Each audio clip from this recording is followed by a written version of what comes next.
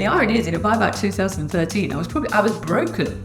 Actually, when it all started going well, I think I'd completely lost myself by that point, because it had just been so much for so long. The whole of life, the whole thing, it just coincided that everything was super intense for a long time, on all fronts.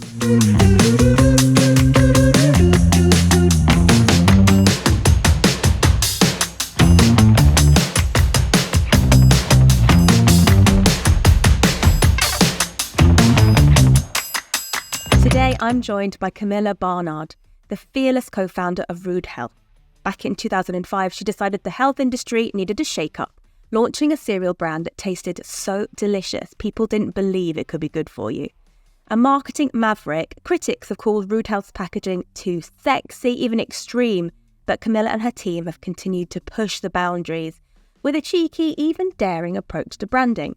Now boasting a hugely popular plant-based milk range, Rude Health has achieved an impressive £30 million turnover. On this episode of Sound Advice Entrepreneurs Unfiltered, Camilla explains how she's overcome serious challenges, from failed innovations to the breakdown of her marriage, and yet she's built the kind of business that customers just can't get enough of. Welcome, Camilla. Hello, lovely to be here. And can you tell me where the idea for Rude Health came from? Because in 2005, the world was a bit different. There wasn't the emphasis on veganism and healthy products, and it was kind of a different world. So where did the inspiration come from? Yeah, it really was a different world. It's so easy to forget. There was a real sea change about 10 years ago, I think, in people's approach to health. And it suddenly became, 10 years ago, health became fashionable, cool. That yoga and eating well and get the glow was, that was not happening in 2005, 2006. But what I wanted to do, what myself and my then husband wanted to do, was to, what we now say when we talk about the goal of Rude Health, the business, what we say is we want to make healthy eating a celebration, not a sacrifice.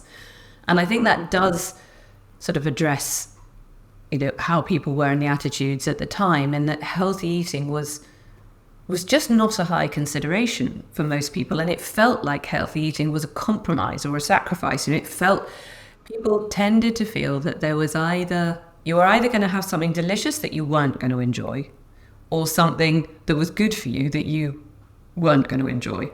And I'd been brought up in a family where my mother cooked. She was a great cook, and I loved food, everything to do with food. I loved eating food, I like cooking food, like talking about food, I like sharing food, and when you think about it, doesn't matter where you are in the world, what culture, what nationality, almost every sort of life event or ceremony actually involves getting together around food. And for me, that's part of it. It's not only the nourishment, it's not only the pure nutritional value. There's huge value in the sort of social occasion and therefore the enjoyment of it. So right from the start, what I wanted to do was to sort of separate, was not to go down the health, vitamin, are you getting all your macro nutrients? Because that's not celebratory, that's not fun. It was all right from the start. It was about, you can be healthy, you can eat well, and that can be really, really enjoyable. And that's really important. So that was where it came from. Yes, it's, in a very different world. I love that. It's more like, eat this delicious cereal, but by the way, it's actually really good for you. But is that quite hard to develop as a product? Like, obviously it sounds wonderful, but to create a product that offers both of those things, was that quite a journey for you guys? It's constantly a journey. It's really a journey. It's still a journey, because we want to be taste-led, and we've got incredibly strict, pillars on what we will and won't have in our foods and how we will and won't make them. So it has to taste good. We won't launch it if it doesn't taste good. But there's a lot of things that we can't do that obviously other brands that don't have the same sort of health pillars, so health criteria, they would do. So, looking at our dairy-free drinks, our sort of fundamental principle, we talk about kitchen cupboard ingredients, so that partly because they're healthy, partly because you can recognize them and understand what's in them. So you can make an informed choice about whether what's in them is what you want. Whereas when you've got a list of things on there that you don't recognize, it's much harder to make a choice. So for example, when we launched the milks about 10 years ago now, at the time, there weren't many almond milks out there, but the almond milks that were out there included a lot of ingredients, one of which on all of them was carrageenan, which is a seaweed extract, which looks fine, except that it's also a known gut irritant. I mean, I say known. Most people wouldn't know that because that's quite a specific bit of information. But now we know. Now we know what to look out for. Now we know. But what really sort of upset me about that was that, again, particularly at the time, a lot of the people who were choosing to drink dairy-free milks were actually moving away from dairy because of gut issues. And the idea that the thing you were switching to contains an ingredient that was a known gut irritant, it was just like, this is just not fair on people, So, what we didn't use carrageenan, we didn't use calcium carbonate, we didn't use the gums. What we did was put rice in because almond on its own can be very thin and watery, so you want to have something with it that gives you the nice mouthfeel, the nice sort of creaminess of milk. And everybody knows what rice is. You know whether you can have rice or not have rice. You're completely clear on that, and it's actually a really good flavor profile with the almond. But so yeah, we always have to find another way of doing things that allows us to achieve the flavor without compromising on the ingredients. And yeah, it's always tough. It's been tough from the beginning, and it's an ongoing sort of tension whenever we're making something new. And it's interesting that you're referencing the milk, because was that a real pivot for the business? Was that just like, let's try this crazy thing? Or was it like, this is the future, let's really divert resources towards plant-based milks? Like, how did that become such a big part of the business? Yeah, we started the business 2006, and we launched the milks in 2013, so 7 years after we started. And as you said, we started the business with the ultimate muesli, and that was, the idea then was to start with the healthiest of health foods. It doesn't get much healthier than muesli, and make a really, really delicious muesli with 24 different ingredients. And that from muesli, it sort of naturally builds into porridge and granolas, and then other light cereals. We then branched out into other grain-based snacks. So we found a rice cake that was really thin and crispy, which was just much nicer than the sort of thick polystyrene rice cakes, so we couldn't resist doing that. And then we were able to made oat cakes that were, again, had a really lovely bite to them, so we went into oat cakes. And then what was happening, there was sort of two things going on at the same time. We would do a lot of, to sell the cereals and to raise awareness around the cereals, we did lots and lots of tastings. That was our main form of marketing, actually. Because we didn't have lots of money, the easiest way to get people to buy the food is to give them a sample of it. So we would go in store, mostly to places like Whole Foods and Planet Organic, and we would do tastings. And when you're tasting cereal, you need to serve it with something. And when I was doing the tastings, I was increasingly noticing that more people, not many, but more, were saying, do you have anything other than milk to have it with, to try it with? And at the time, the options weren't great, to be honest. They didn't taste good, and the ingredients weren't good. And I hated serving our precious cereals with what at the time I thought were really quite ropey milks. And at that point, Nick, my then husband, was talking to people, having completely different discussions. And somebody had said to him, "Oh, you're doing, you can do all kinds of grain-based things. Have you thought about grain-based milks?" And he thought, "Oh, actually, yes, that does make complete sense." So coming at it from the sort of two different angles, it didn't feel like a pivot. It felt like an absolutely natural extension of, more grain-based foods that are part of breakfast and complement the cereals. So it felt like a really obvious next step. Did we have a clue how successful it would be? No, we didn't. We absolutely did. It was we were all about food. We loved making new food. We were always looking at new foods, always wanting to innovate. And it was another innovation, another new food. And we were really excited about it because Nick had spent a long time finding a company that could make milks with the ingredients that were believed in, that tasted right. And he was hugely excited that he'd found that. I was hugely excited by the new designs that made what was then a really miserable category that you shopped because you had to.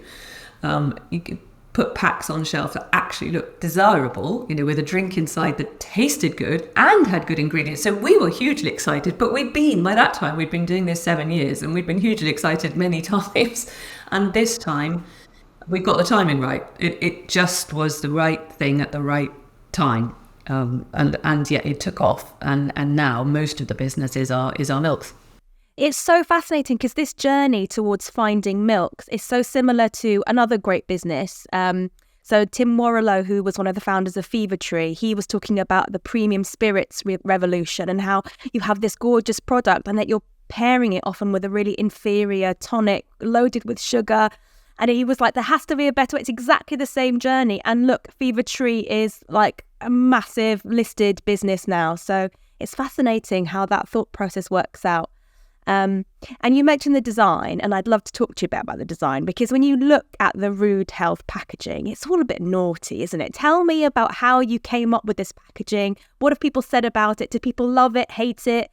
How did you find a sweet spot when it came to your brand? It took us a long time to get to roughly where we are now. And it was 2013 again when we launched Milks. And it was as with so many things, the trigger was entirely serendipitous. Our designer, who'd been working for us freelance, got herself a full-time job and couldn't do it anymore.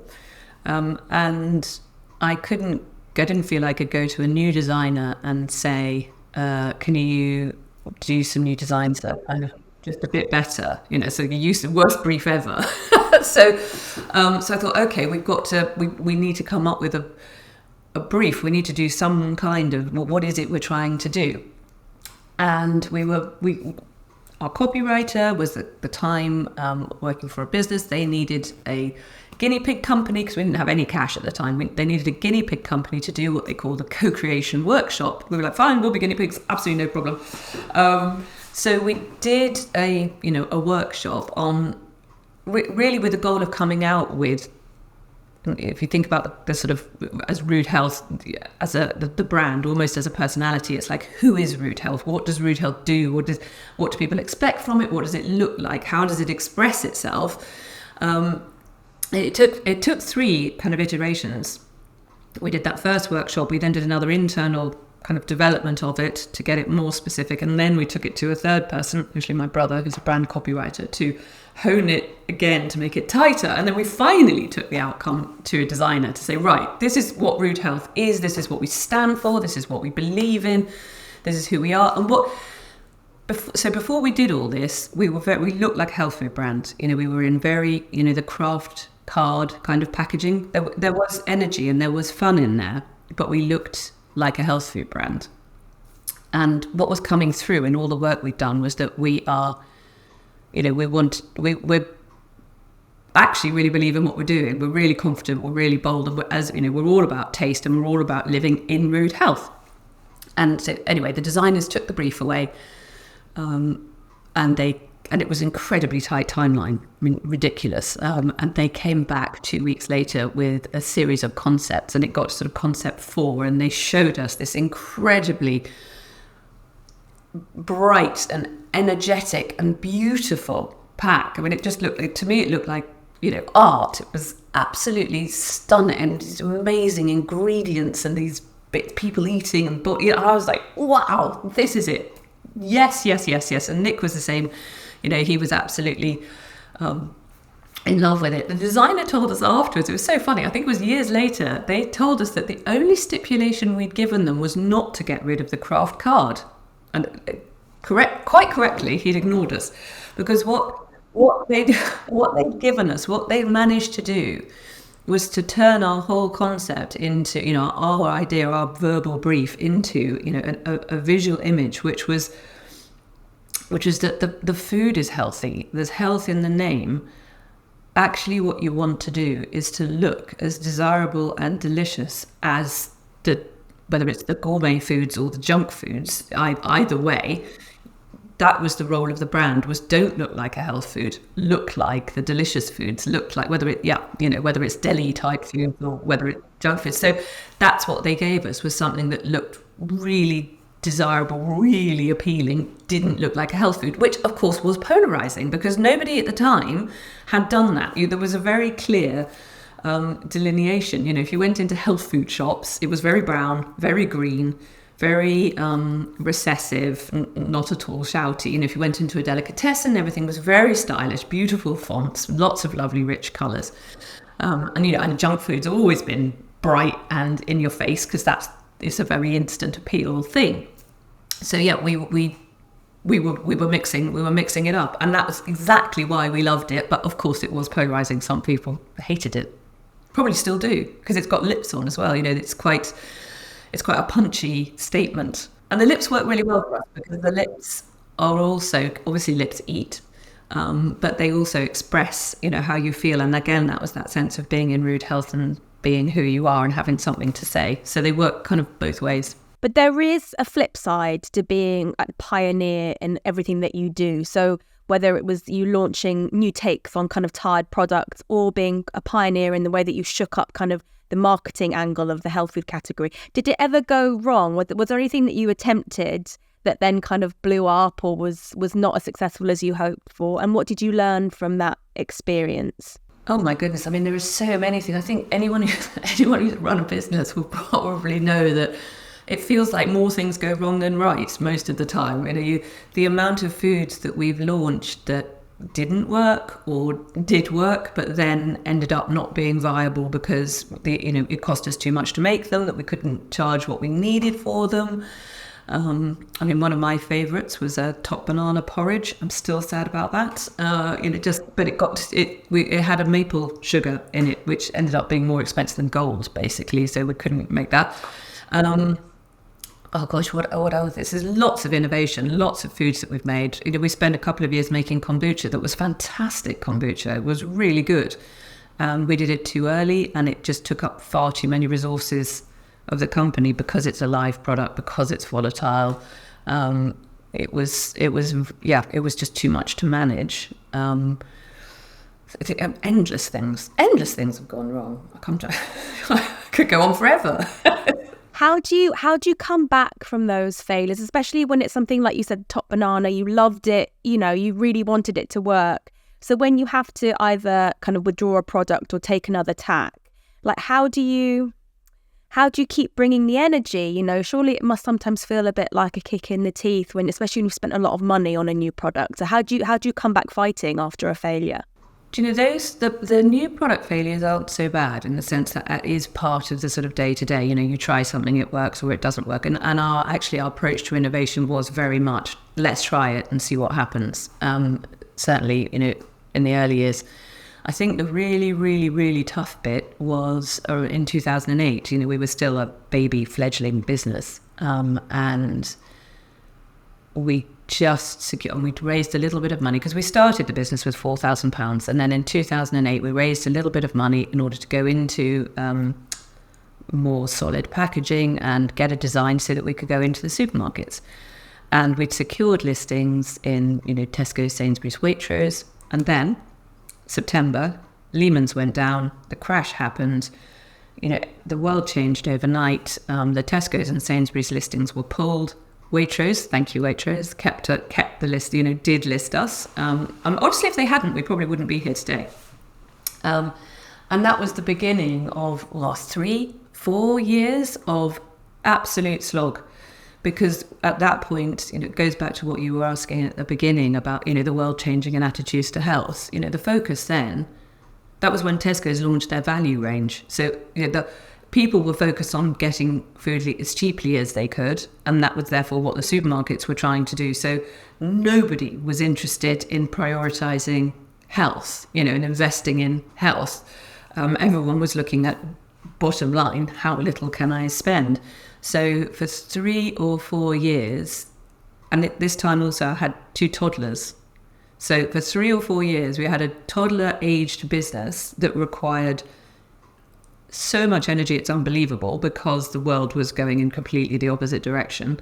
And 2 small children who obviously require all the energy in the world, because that's your job, as their parents, and I'm in it with my husband. So, he's in the same place. So for 3 or 4 years, it was absolutely, utterly relentless. There was nothing coming back. You've got to go into the business being positive, because all the other people in the business need to stay motivated. And, your job as the sort of founders, leaders, are to make that possible. So, yeah, I think, but the irony is, by about 2013, I was broken. Actually, when it all started going well, I think I'd completely lost myself by that point, because it had just been so much for so long. The whole of life, the whole thing, it just coincided that everything was super intense for a long time, on all fronts.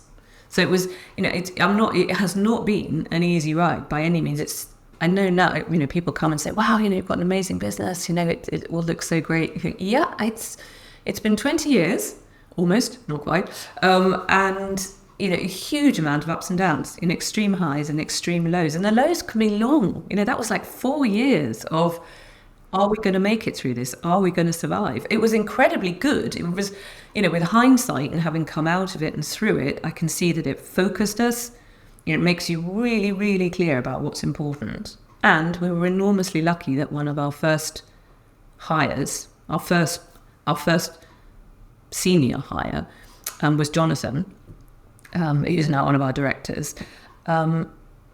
He was a qualified accountant. And honestly, without Jonathan, I don't think we would have made it through that, because if I look at our peer companies at the time, most of them fell by the wayside during those 3 or 4 years. Hardly any of them are around now. And I think part of it is that insanely tight cash management. You just don't spend.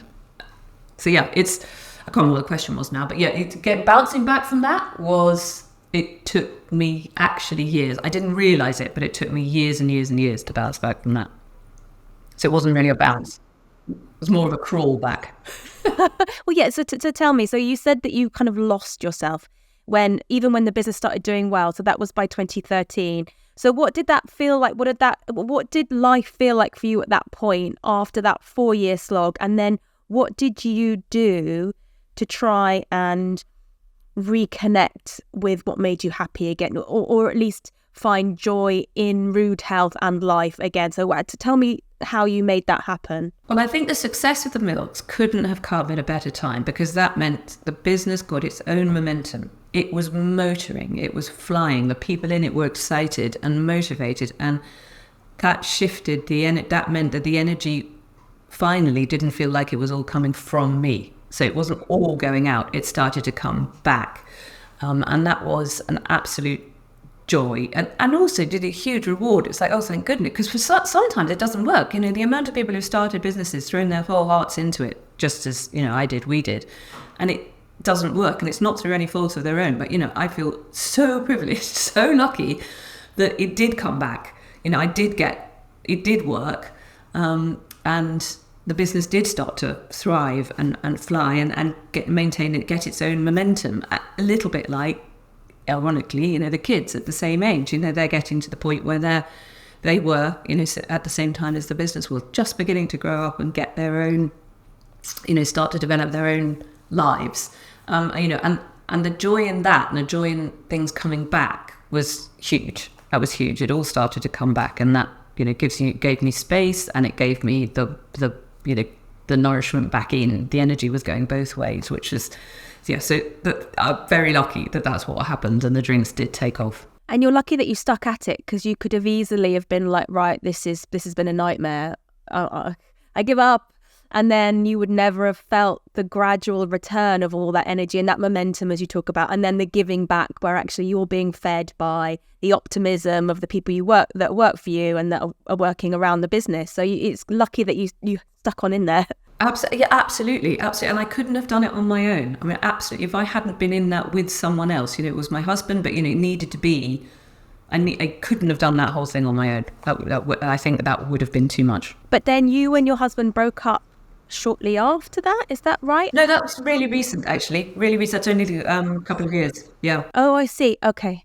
So can you tell me, I don't know how much of this you want to share, but was it to do with the stress of running a business together and being in it 24/7 and on the weekends and the evenings, that being such a big part of your relationship? And how crucially for me, like, what were the discussions like when it came to like, who's going to take the business forward from here? How are we going to carve up this thing that we have created? And yeah, and how has it been taking it forward on your own? Well, so my ex-husband is still involved in the business as well. So we're both still in it. And actually, it's a really, was the business, I don't know whether I actually think the business and the kids were the best of us. That's what we really did well together. You know, we were a creative force together, and, you know, we created Rude Health and we created the children. And I feel like that's what we did really, really, really well. And I'm, you know, and again, really lucky that that's the legacy of our relationship. You know, that's a really wonderful legacy to have. And I think cause and effect, don't know, but it was actually after we'd taken on. So a couple of years ago, you know, we recognised that the business was sort of had grown out of us. Actually, you know, as sort of founders and startup people, the business was at a different stage where it needed somebody who knows how to manage and run an actual business rather than a startup. And at that point, we hired Tim, who came from People Against Dirty, which is Method and Ecover. And we hired him as CEO to run the business. And so, I mean, what's cause, what's effect, but what it meant was it was my separation from Nick didn't really affect the business because Tim was running it at that point. So we were already, you know, Nick and I had already were stepping back to give Tim the space to run it. So in a way, it was a sort of natural progression. Didn't affect the business, and you know, kids same age, so it's sort of kind of end of an era, really, end of a cycle, and yeah, I'm very lucky. Hasn't had an impact. I think, you know, had we split up 10 years ago, that would have been a very different story. And I think because Tim was in place as well, you weren't being thrust together all the time, because that would be really tricky trying to resume, like if you're having a separation, to then have to kind of appear side by side all the time. Yeah, that would be really, really challenging. I think, yeah, it would just be, you know, hugely emotionally demanding to be, you did, yes, as you say, to maintain a close relationship on one side of your life whilst separating on another side of your life. I think that's probably something you can come back to in time, but I don't think that would be a very difficult. People have probably done it, but I'm glad I didn't need to. I'm not sure I could have done that. But what I love is that I've heard you say that you wouldn't have had the confidence to launch Rude Health on your own way back when. But now, having built this amazing business, you do have that confidence. So tell me about that journey. Is it just that success breeds confidence and then you believe in yourself because you've seen yourself do it? Or is something else at play here? Gosh, that's a really good question. I mean, I think it's an error. I mean, I didn't have confidence in myself really at the beginning, although I didn't actually know that. I don't think there was a peculiar combination, because I absolutely believed in what we were doing and I was confident that what we were doing made absolute sense, but I didn't really have confidence in myself. And you're right. I think having done it, you know, having done all the things that I probably thought I couldn't do, doing them because no choice, which is how running a business tends to go. It's like you just have to. You know, like you were saying earlier about not giving up and sticking at it. You know, you can't give up. You just can't. You've got to keep going. So I think having done everything, faced everything, dealt with everything that I thought maybe I couldn't or I didn't have the skills for, or you know, whatever it was, I think sort of demonstrated to myself I can do all these things. Oh, and the things I can't do, that's fine. You don't need to be able to do everything. Actually, that's what other people are for.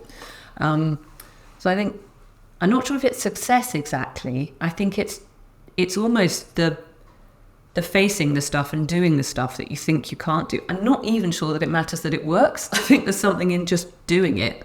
And then going, yeah, okay, I can do that. Or actually, no, I can't do that. And that's okay. I don't need to be able to. So I'm not entirely sure, but you're right. I have a lot more self-confidence now. I do believe in myself. I know what I want. I know what I don't want, and it has. Yeah, if nothing else, even if the business hadn't worked, I mean, I would be absolutely gutted, but I think I would still have it would have still been a hugely valuable experience. And are you one of these entrepreneurs that always has another business idea on the back burner, is always jotting things down like, oh, that'd be great, or are you very good at staying focused on what you're working on? I'm absolutely terrible at staying focused on what I'm working on. I am absolute master of distraction and a new idea. So constantly having ideas. But I'm not. I am not. I keep telling myself I am not going to start another business. I don't. I feel like this. That it's 18 years, whatever it is, 18 years of doing this. I'm not ready to start another 18-year cycle. And I think it always takes longer than you think it will. I mean, I'm not sure. I speak to quite a lot of people starting up businesses and, wanting ideas or advice or, to talk things through. And it always reminds me that at the beginning, you think that you're going to achieve everything in 3 or 5 years. And, here I am 18 years later thinking, still haven't achieved everything. But it's a really, really long cycle. So I am now super aware that anything that I started up would take more energy and more time than I would believe possible still. So anything I do now or next will be small scale for fun. It will be a project rather than a business. You know too much. I think that is sometimes the greatest gift of a first-time entrepreneur is the naivety that comes with it. Just thinking, I can have flexibility in my life. I don't have to work weekends. It can all be on my own terms and it'll be a staggering success within 2 years. Like a lot of the time, if they knew what they were getting themselves into, I mean, they might still do it. But yes, it would be a much harder decision, perhaps. Absolutely, you need that. I think you almost need that, and it's really interesting. Well, again, something I've noticed. I don't know if this is across all sectors, but I've noticed that there's a real 2-year turning point where after 2 years, when it has been hugely fun for the first 2 years, then there comes a point where you've got to scale up, or you've got to go in, both feet or whatever it is, and that seems to be a real break point where people either go in and go on or they get out. And I think it is. It's that realization moment where you think this is just the beginning, and then you either stick with it or go, this is not for me. I like that. Go on or get out. That sounds like a book that needs to be written, like the 2-year quandary. Go on or get out. Not by me.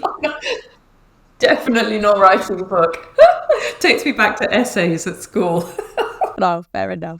And I'd like to talk to you a bit about your funding journey, because you mentioned that you started Rude Health with only £4,000, which is amazing. So I want to know how on earth you did that, like how you made that money stretch to get your first prototype product or whatever it was. And then I'd like to hear a bit about the kind of best finance decision that you made. So it could have been that you raised money just at the right time to take on a really big order or something, but then also the worst. So did you ever put your house on the line or do something that you now think, phew, thank goodness we survived that? Yeah, so many. So we started with £4,000 and that bought us ingredients, tubs to put muesli in, labels, and branded aprons. That was basically it. And then initially we mixed it in this kitchen that I'm sitting in now while we were making prototypes. And then we moved to an organic cafe kitchen that was closed in the evenings, so we could mix there so that we could actually sell into organic shops. So we did, we'd started with absolute the bare minimum.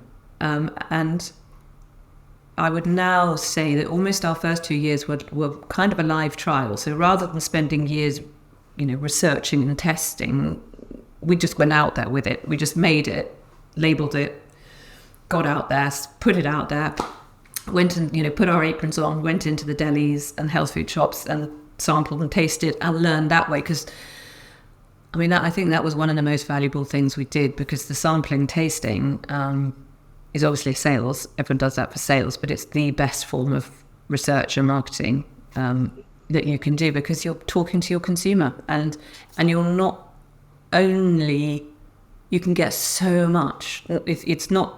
It's what they ask. what other things they've got in their basket. You get to sort of work out who they are, what they're interested in, which is, I just found enormously valuable. And it's one of the things that's harder to maintain as you get bigger and you're not as connected to your consumer, which is why it's so lovely us having our own cafe. Because again, you get that connection with people, which you don't when you're supplying into a store that's not yours. So that was that was the sort of first £4,000. So we grew, organically. It was literally, you get the money in so you could buy more ingredients and you could scale up like that. We very early on made the decision that we were not going to be the producers. So we weren't going to have our own factory. We were going to find specialists. That has been a really good decision because that's meant that we can launch different food and drinks. We just got to find the people who can do it the way we want it done. But it means we don't have to have all the equipment every time. That massive outlay at the beginning, yeah. Huge. And then you've got to be running a factory, which is actually a very different job from running a brand. So very hard to do both well. So that funding or, the way we did it without money may have influenced that. And I think that was a really good decision. We raised a little bit of money, I can't remember how much it was, but 100,000 or 150,000 or something in 2008 in order to get out of paper bags into boxes, and to take on a couple of people to help us to build a business, and scale it up to go into the supermarkets to do that sort of tipping point from being a startup into actually existing. So that was the funding that we raised. I think I've mentioned it before, but one of our early really good decisions was hiring Jonathan, because Nick did sales fundamentally and sort of business management, and I was doing marketing and brand, and neither of us is good at the numbers. We're not stupid, but it was not gonna be either of our priorities. And we recognised that and realised this, we needed somebody who did do it really well, did get a kick out of it. That was their thing. And Jonathan has been that throughout. And more on that, not just that, but at the beginning stage, that was the sort of crucial thing, was that somebody was managing that. I mean, yes, there's a whole lot more because it's the whole of operations and the whole of finance. But that was a really good decision. We did put our house on the line. We did in 2008. Everything was on the line then. Didn't have a choice, really. Glad it worked out. Could have been awful. We've made terrible hiring decisions. Oh my goodness, which have been expensive sometimes. What does a terrible hiring decision look like? Is that just that you kind of someone starts, they don't live up to expectation, you let them go, or is it that you kind of let them hang around for a long time and they end up having a bit of a toxic impact on the rest of the team? Like, what does a bad hiring decision look like? It's always so easy with hindsight to see that it's usually what you thought I found what I thought I was going to get, or what I thought I wanted, isn't what's actually going to happen. And with hindsight, I can see that wasn't going to happen, but at the time you can't see, and it's at a senior level it means you stall the business, really, because if you've not got the right people in place, that usually means it's not moving it forward, and that's lost time effectively. It's sort of And it does take a while. I think it does take a while at a senior level to work out, is this going to work? Because there's quite a transition period where, people are getting to grips with it and working out what they know, and what they want to do with it. So the impact doesn't show up for a bit. Until it's too late, perhaps. Until it's already an impact. And at that point, and then you've got to unravel it. And when you do, changes at a senior level, it does have it does have an impact on people and how they feel. And, so that those are the ones. And also, I think the reason I said hiring decisions is also because that one hits hardest, because if you make a bad business decision, which we've also done. We've launched into countries we tried to launch into Germany, I think twice, and it's failed both times, which is expensive. But And but that's much easier to live with. It's like, we tried that, it failed, damn, we spent money. Hindsight, should we have done? Maybe not. But the people one, it's because it's people, it's much harder, because you feel responsible, you feel like, they joined in good faith, you hired in good faith, but it has an impact on them too. And I think that making bad people decisions that don't work out is much the hardest to live with, because of the impact on the other people as well as the impact on yourself. Yeah, I always feel, probably, I don't know, maybe too much. I always feel horribly responsible when we've made a hiring decision that hasn't worked out. So yeah, that's the one that hurts most. But we have an upcoming episode, and the entrepreneur Aaron Gelbard, who founded Bloom and Wild, talks to us about how those horrible not hiring decisions, but those horrible people decisions that you have to make. For example, like when you've got to say, you're not a great fit for the business, or if you have to make redundancies, for example. It's so awful.